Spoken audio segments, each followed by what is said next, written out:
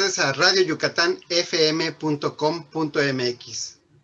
Pues estamos en otro programa más de Políticas Públicas con Carlos Estrella, con un invitado de mucha categoría y de mucho conocimiento, el doctor Rodolfo Canto Sáenz. Él estudió la licenciatura en Ciencias Político y Administrativas en la Universidad Iberoamericana y su maestría y doctorado en Ciencia Política por la UNAM, ¿no? Buenas tardes, doctor. Buenas tardes, encantado, mucho gusto. Y pues para ganar tiempo con quedamos con Carlos Estrella. Buenas noches, Rodolfo, bienvenido de nuevo a esta tu casa de políticas públicas a través de radionyucatanfm.com.mx. Mucho gusto, muchas gracias por la invitación, Carlos. Es un gusto estar aquí contigo en este programa. Bueno, pues tal vez pocos sepan, pero Rodolfo ha sido mi profesor en el posgrado de políticas públicas que tuve la oportunidad de llevar en la Universidad Autónoma de Yucatán, en la Facultad de Economía. Y bueno, a partir de que lo conozco, pues no solamente ha sido mi maestro, sino también es mi amigo, sin lugar a dudas, a quien aprecio y respeto bastante. Hemos estado haciendo análisis político en este programa de políticas públicas durante el periodo que nos acompaña para elegir a aspirantes o a los cargos de elección popular, ya sea para presidentes municipales, ya sea para diputados locales o diputados federales. Hemos escuchado en los primeros bloques de este grupo de programas las entrevistas con dichos candidatos que poco a poco se van sumando para exponer su oferta o su propuesta política ante los ciudadanos de su área de circunscripción. Sin embargo, creo que el ejercicio de escuchar sus propuestas queda más completo si hacemos, como lo hemos estado llevando a cabo, un análisis, ya sea del perfil de los mismos candidatos, como consideramos que debe quizás tomar el ciudadano como base del análisis, el historial del mismo, de qué partido político provienen, qué partido político representan hoy en día, y casualmente con esto que acabo de señalar, es que me llama la atención la opinión del doctor Canto a través de una entrevista periodística en la prensa local que le hacen en estos días, y por eso me permití invitarlo al programa para que nuestros queridos radioescuchas, radioyentes, y bueno, y también ya no sé cuál es el término de, bueno, quienes nos ven también a través del Facebook posteriormente, y no solamente a través de la radio en línea durante la transmisión cada viernes a las 6 de la tarde en punto, pues bueno, que conozcan lo que el doctor Canto ha observado como investigador, bueno, y además un investigador muy atinado. Explícanos, Rodolfo, a la audiencia de políticas públicas, entre los cuales se encuentran varios de tus exalumnos egresados de la maestría en Gobierno y Políticas Públicas de la Facultad de Economía, otros que estudiaron Administración Pública en otras universidades, y también nos siguen personas fuera del Estado, en otras partes del país, fuera del país, en otros países, hay amigos que han sido funcionarios o lo son de organismos internacionales como el Banco Interamericano de Desarrollo, por decir algo, como asesores, consultores del Fondo Monetario Internacional. Y es un orgullo decirlo, no es una presunción, que le han puesto atención a este programa.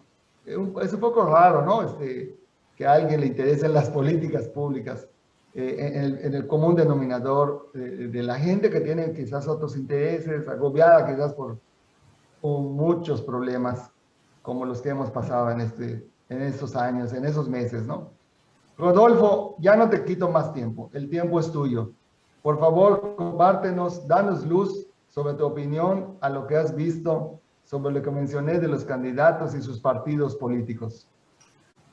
Claro, con mucho gusto, Carlos. Bueno, mira, el planteamiento fundamental es muy sencillo. En esta ocasión, en estas elecciones intermedias, como suele llamárseles, lo que va a prevalecer es el voto de clase.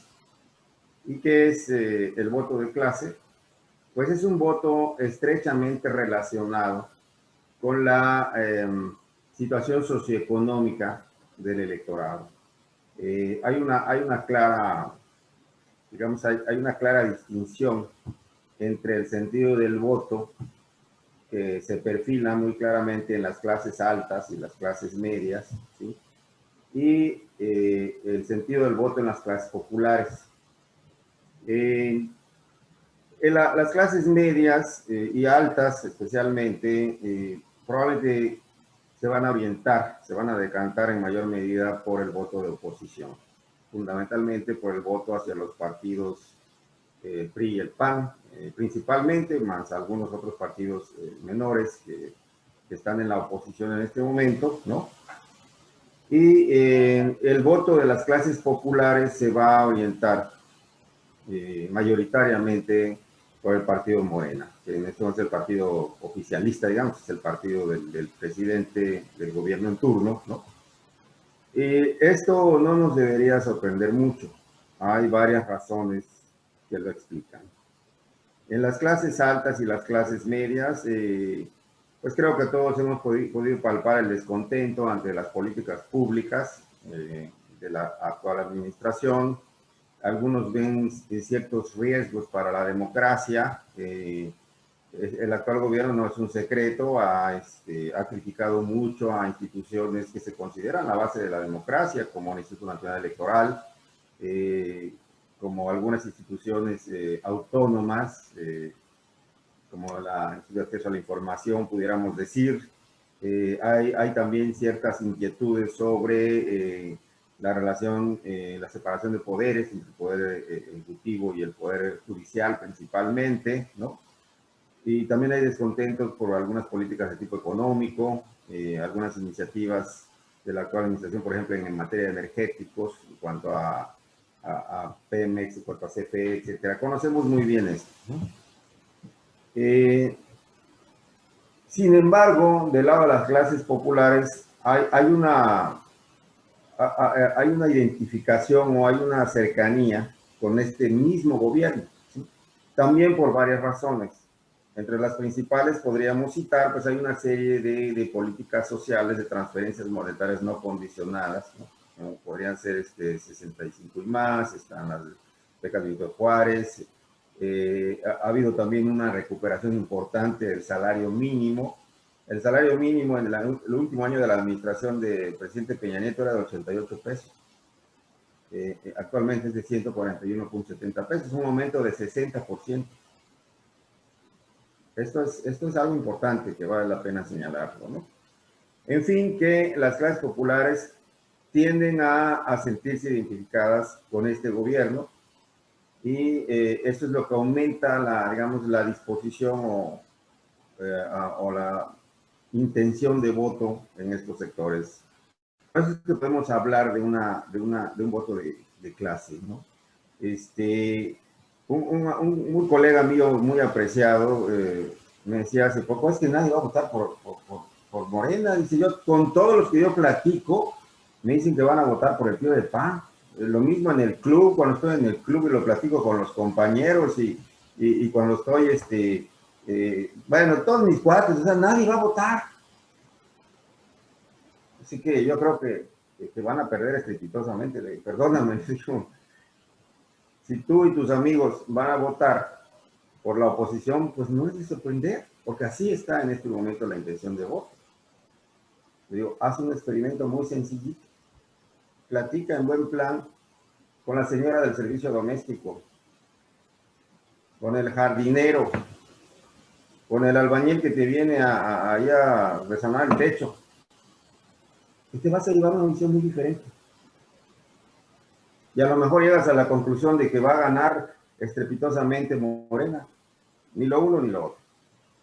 Afortunadamente hoy contamos con muy buenas empresas encuestadoras, muchísimas, 10, 12 encuestas. Y el promedio de estas encuestas es muy claro. Y es la base de todo lo que estoy afirmando en este momento. La intención de voto para Morena está un poco arriba del 40%, que es un poco mayor al voto que tuvo en el año en 2018. Había tenido un 39%, ahorita andan un 42%. PRI y PAN más o menos van ahí, suben un poquito, un punto, bajo un punto, pero entre los dos andan como entre el 18 y 19% cada uno. O sea que Morena equivale a un poco más que el voto combinado del PRI y del PAN. ¿Y a qué se debe esto? Pues también nuevamente es bastante sencillo de explicar. En este país, las clases medias y altas son la minoría de la población. Y las clases populares son la gran mayoría de la población. Si tú ves las gráficas del Consejo Nacional de Evaluación de la Política de Desarrollo Social, Coneval, 22% de la población, solamente el 22% de la población no es pobre ni vulnerable en México. Lo cual significa que el 78%, casi 4/5 partes de la población, o es pobre o es vulnerable. Entonces, las clases medias son muy pequeñas. Las clases medias en este país son el 20% de la población. Si tú vas a un país como Alemania, son el 80%. Pero aquí son muy pequeñas. Y no solamente eso. De acuerdo.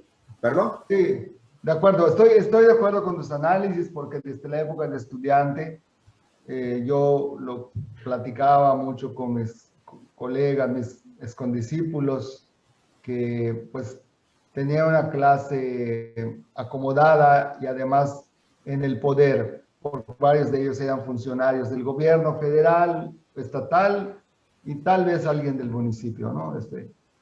Nada más quiero que me aclares una cosa, estimado Rodolfo. Te estás refiriendo al estado de Yucatán, ¿verdad? En tu análisis. ¿O es a nivel país? A la República Mexicana, sí. A la República Mexicana. Debí tal vez aclararlo. Me concuerdo con lo que me acaba de exponer, a lo que nos acaba de exponer sobre el análisis de la distribución, digamos, de los rangos sociales del país. El análisis nos ha aclarado que se refiere a todo el país. Así es, sí. No es fácil comprender esto, pero quiero hacer un recuento general de cómo votó la población del país cuando ganó Morena y ganó el actual presidente de la República. En términos generales, digamos, de los que efectivamente votaron, tuvo un 70%, o sea, fue arrollador, un 70% de votos, vamos a decirle así, efectivos, de los que votaron. Los análisis que he escuchado, leído de gente seria, señalan que hoy en día ese porcentaje de los votantes totales ya disminuyó al 60%.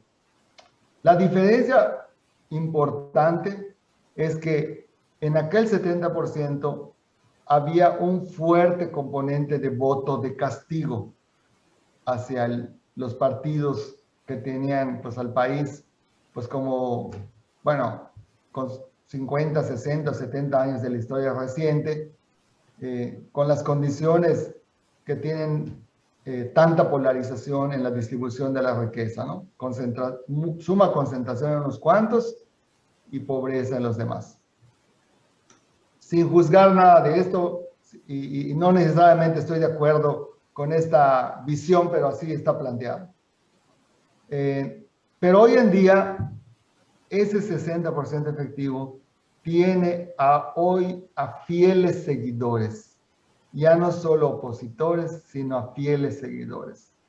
Es decir, hoy en día está integrado ese 60% por muchas personas de las clases populares porque reciben algún apoyo, algún beneficio en su familia, ya sea las personas de más de 60 y tantos años, ya sea el niño o el muchacho que a lo mejor es nini y le están ayudando con la beca, o tiene el Procampo, o varios de esos programas.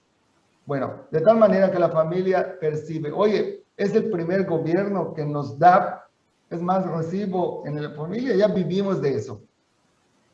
Y bueno, eso no es nuevo, ¿eh? Esto también el PAN y el PRI lo practicaban, solo que ahorita lo masificó y esto está dando unos votantes, bueno, que es criticado por la oposición, pero así está. Pero también me llama la atención que entre gente preparada, académica sobre todo, he escuchado que están a favor, no de Morena, están a favor de AMLO, como se le refiere al presidente electo. Y esto, bueno, no coincide con la situación de clase económica. Tampoco lo comprendo. De todas maneras, hago este preámbulo, Rodolfo, porque ¿cómo embonaría esto? Y ya digamos a nivel local, ¿cómo enfocarías esta tendencia de voto? Quizás explicando lo que acabo de decir, a lo mejor estoy equivocado en esta fotografía que de forma muy burda te he planteado. Sí, no, no estás equivocado, creo que estás en lo correcto. Creo que en efecto no es que, digamos, automáticamente haya una relación entre estatus socioeconómico y voto. Creo que mayoritariamente de las clases altas y buena parte de las clases medias van a votar por la oposición. Eso no quiere decir que algunos sectores, como el que tú mencionas, quizá los posgraduados, voten por Morena, pero son una parte muy pequeña, incluso de ese 20% que es la clase media, ¿no? Y eso es perfectamente posible.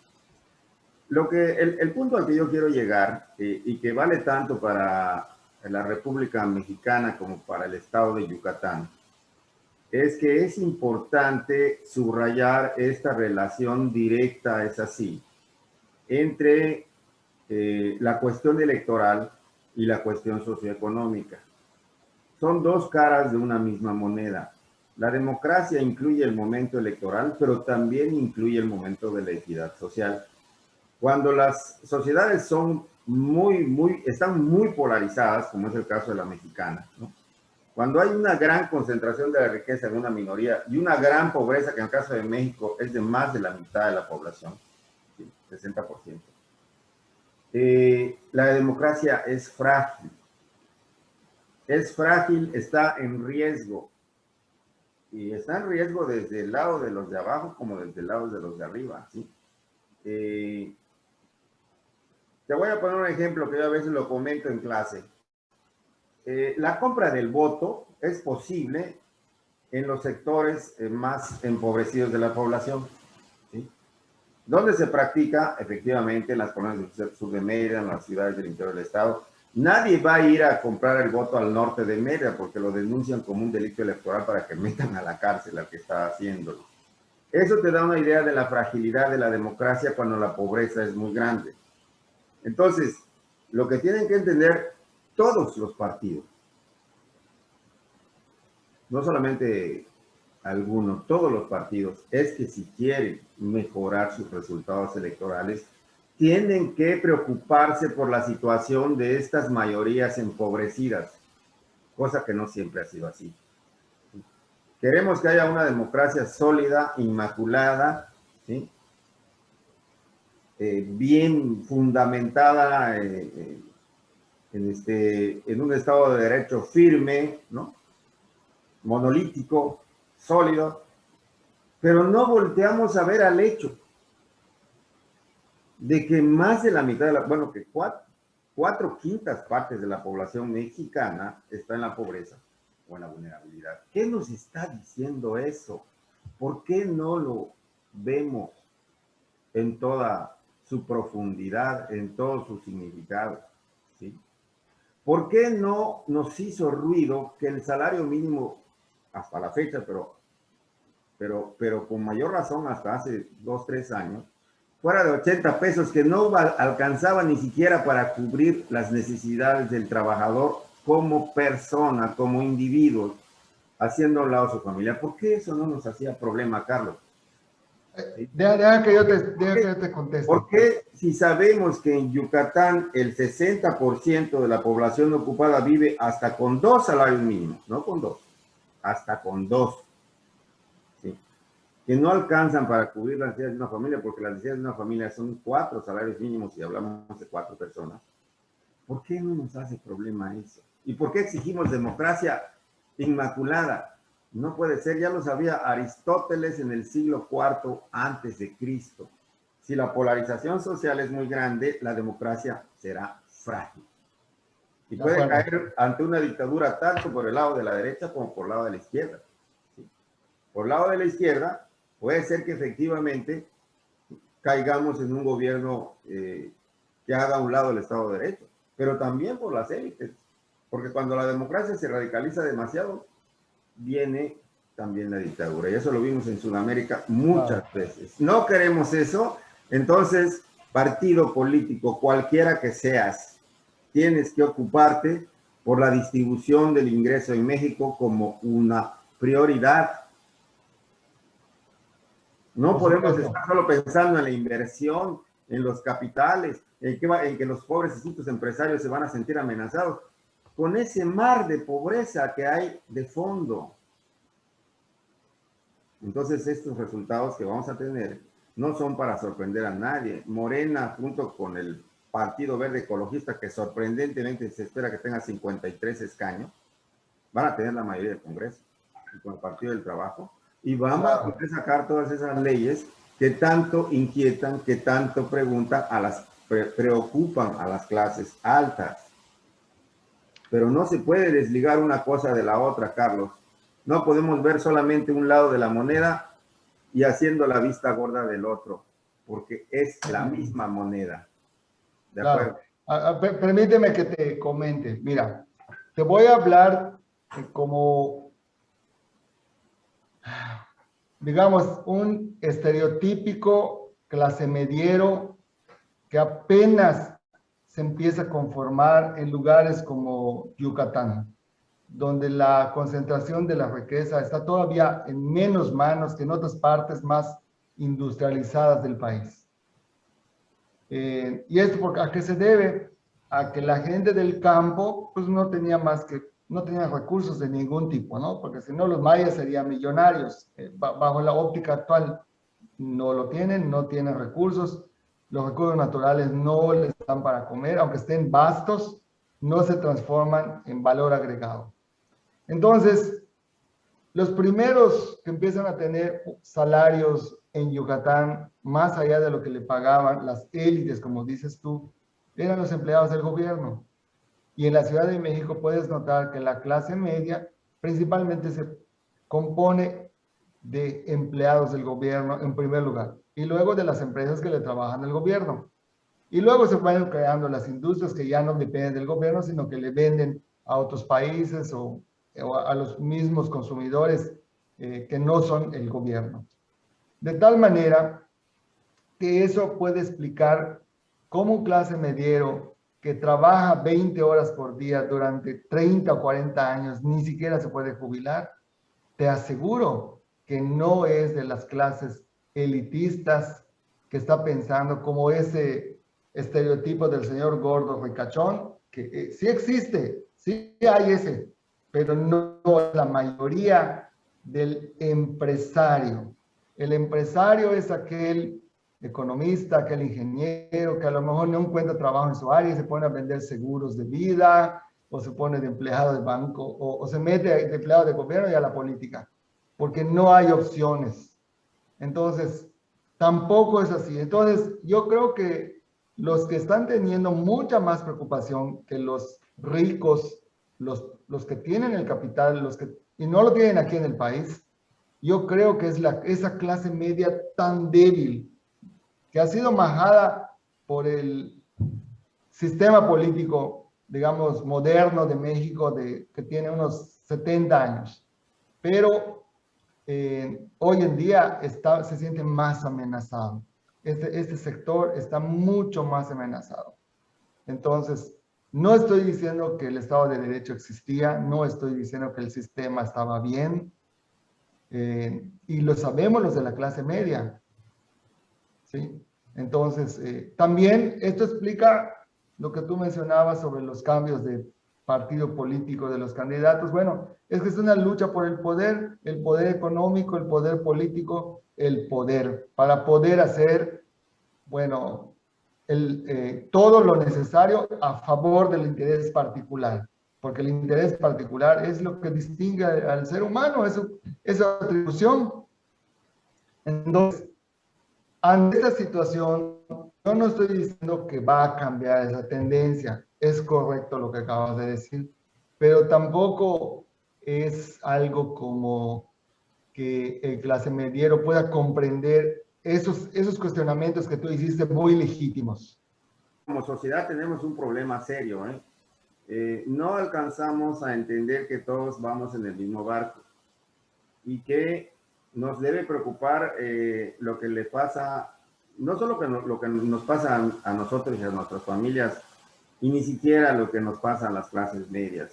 Tenemos que pensar en la sociedad en su conjunto. Y aquí es donde está el gran problema, ¿no? La clase media tiende a pensar solo en la clase media. La clase media, de hecho, debería abanderar un gran diálogo nacional. Ese es el papel histórico de las clases medias, ¿no? Liderar, echar a andar un gran diálogo nacional sobre cómo mejorar, ¿sí?, las condiciones de vida, no solo de las clases medias, de toda la población. Y entonces eso tendría un efecto directo en la consolidación, en el fortalecimiento de nuestra democracia. No es nuevo esto, te estoy hablando de hace 2300 años. Si queremos que nuestra democracia se consolide, no podemos olvidar este problema de la polarización social tan grande que nos distingue incluso en América Latina, Incluso en América Latina salimos muy mal parados. Entonces tenemos que pensar de esa manera, ¿no? Y ahí sí, muchas de las preocupaciones que hoy no dejan dormir a ciertos sectores de clase media, irían desdibujándose, irían perdiendo sentido. Pero este es un debate que hay que dar definitivamente. Claro. La gente que no tiene seguridad social, y tú lo has de conocer, tú y yo que ya peinamos canas, Carlos, ya vimos, y no un caso, yo ya he visto varios de gentes que fueron profesionales exitosos, ingenieros, que construían caminos, que hacían casas, que hacían edificios, ¿sí? Hoy están en la pobreza. ¿Por qué? Porque ya no trabajan. Porque nunca tuvieron seguridad social, o si la tuvieron, como un amigo muy querido mío, ingeniero, que trabajó en varias constructoras, lo daban de alta en el seguro social con el salario mínimo. Me decían, ¿quieres que te dé más? Mejor te doy a ti la lana. Y él dijo, está bien. Bueno, hoy está retirado, no puede trabajar, está enfermo y vive con un salario mínimo. Eso es lo que estoy diciendo, pero este hombre está calificado como empresario exitoso, es la clase que hay que bajar todavía más ante el discurso que estamos escuchando y preocupa mucho. Mira. Pues y resultó muy interesante toda esta plática. Quedamos pero bien picados, pero por desgracia, pues ya tenemos que empezar a cerrar el programa. Vamos a pedirle al doctor Rodolfo nos dé el cierre del programa y con la invitación para que en una próxima edición nos acompañe para complementarlo. Doctor, por favor. Sí, claro, pues ante todo, un agradecimiento por la invitación y un reconocimiento sincero a este programa por su relevancia, por su trascendencia en términos del debate que debe siempre existir en una sociedad democrática para abordar con toda franqueza, con toda claridad y desde luego con todo respeto estos grandes problemas, estos grandes temas que nos concierne a todos. ¿Qué nos puede ser de mayor relevancia como ciudadanos que la democracia misma, que está en juego en este momento, en el sentido de pues, las elecciones que van a tener lugar y que van a definir la composición de los poderes federales y los ayuntamientos y las gubernaturas en muchos de los estados de la República? Qué mejor que poder hablar con toda claridad, con toda franqueza de estos temas, y creo que aquí está haciendo un gran papel este programa de políticas públicas que coordina Carlos Estrella, también con la destacada participación de Abar Wild Yerbes, ¿sí? Así que una muy sincera felicitación a ambos. Un gusto, un placer haber estado aquí y efectivamente espero que pronto volvamos a participar en este programa. Muchas gracias y buenas noches. Buenas noches, estimados amigos, nuestro invitado de lujo. Buenas noches y muchas gracias, estimado Rodolfo Canto. Ávar, como siempre, muy adecuado con sus comentarios, pero sobre todo gracias a quienes nos siguen, nos escuchan a través de Radio Yucatán, fm.com.mx y posteriormente a través del Facebook. Buenas noches. Buenas noches, hasta luego. Buenas noches, hasta luego.